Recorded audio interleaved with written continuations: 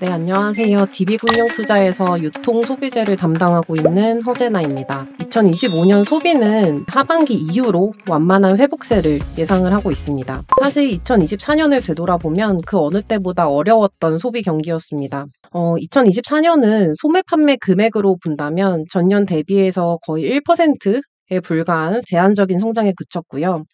사실 상반기까지 전년 대비해서 물가 수준이 2, 3%가량 높아졌던 거를 감안하면 실질적으로 소비는 더 큰 폭으로 감소했다라고 보고 있습니다. 이를 반영해서 지금 유통업종의 주가는 지금 25년도 기준으로 거의 9배 수준까지 많이 저평가되어 있다라고 봐주시면 되겠고요. 섬유 의복 업종 같은 경우는 12개월 예상 순이익 기준으로 4, 5배 수준까지 좀 많이 저평가받고 있는 상황입니다. 우선 매크로 상황을 좀 점검할 필요가 있겠습니다.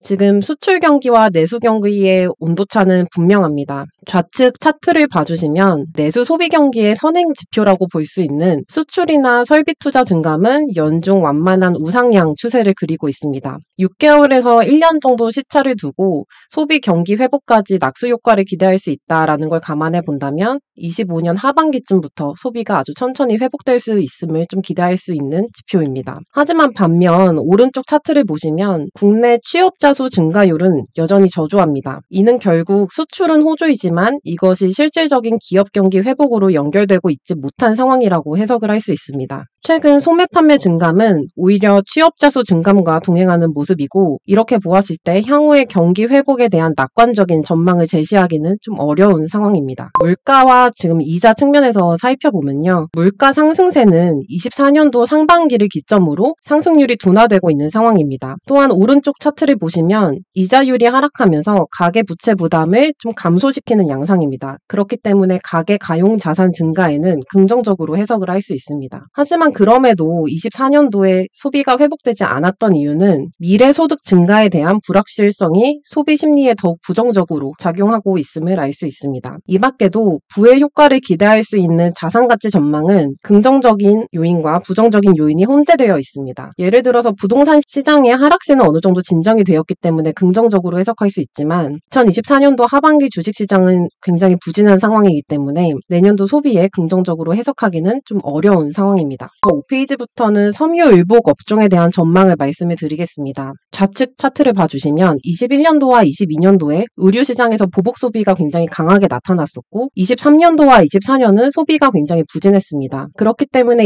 2025년은 내수 의류 교체 사이클이 도래하는 시기는 맞습니다. 2025년 하반기 소비 경기가 회복될 경우에 이와 동행하는 내수 의류 매출 반등을 예상해 볼 수 있습니다. 오른쪽 차트를 보시면 반면 미국 의류 소비는 2023년부터 완만한 회복 구간에 진입을 했습니다. 월마트나 타겟, 갭 같은 미국 상장사들은 2025년 소비 전망에 대해서 톤을 조금씩 상향하고 있는 모습이기 때문에 이는 국내 OEM사에게 긍정적 흐름이라고 해석을 할 수 있습니다. 화장품 업종에 대한 전망을 말씀드리겠습니다. 2025년에도 중저가 인디 화장품 브랜드에 대한 시장 수요는 굉장히 강할 것으로 예상이 됩니다. 2024년 국내 화장품 업종은 글로벌 시장 수출에 대한 기대감이 굉장히 커지는 한 해였습니다. 특히 서구권 시장 진출에 대한 기대감이 빠르게 상반기까지는 확산되는 모습이었는데요. 이러한 트렌드는 2025년도에도 이어질 것으로 예상을 하고 있습니다. 특히 한국산 화장품 브랜드 같은 경우는 가성비 경쟁력이 굉장히 높고 트렌드 선도력이 높은 브랜드 시장이기 때문에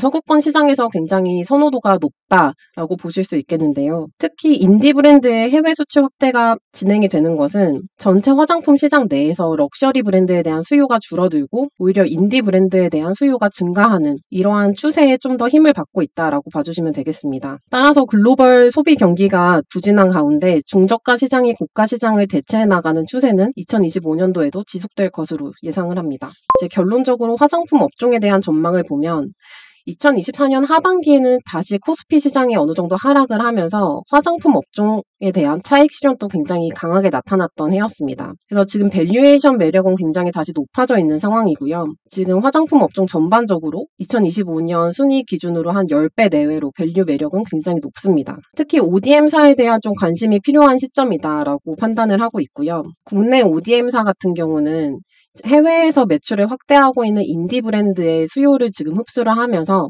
2025년도에도 평균 매출 성장률은 15%에서 20%가량 나올 것으로 예상이 되고 있습니다. 반면 이제 중저가 브랜드 업종의 경우에는 단일 브랜드나 단일 국가에 대한 의존도가 높을수록 투자 호흡은 짧게 가져가시는 것을 권고를 드립니다. 아무래도 실적 변동성이 커질 수 있다라는 리스크가 있기 때문에 월별 실적에 따라서 주가 흐름도 굉장히 상이하게 나타날 수 있다는 점을 유의하셔야 될 것으로 지금 생각을 하고 있고요. ODM사 같은 경우는 국내 법인의 성장은 굉장히 강할 것으로 예상이 됩니다. 왜냐하면 한국 브랜드가 수출이 확대되면서 그 수요를 흡수하고 있기 때문이다라고 보시면 되겠는데요. 반면 중국이나 미국 법인에 대한 기대치는 낮게 가져가시는 게 좋을 것 같습니다. 중국 법인 같은 경우는 중국 로컬 브랜드의 수주를 받기 때문에 중국 소비 시장의 영향을 굉장히 많이 받고요. 아직까지는 중국 시장이 좀 부진하기 때문에 기대치를 낮추시는 게 바람직할 것으로 판단이 됩니다.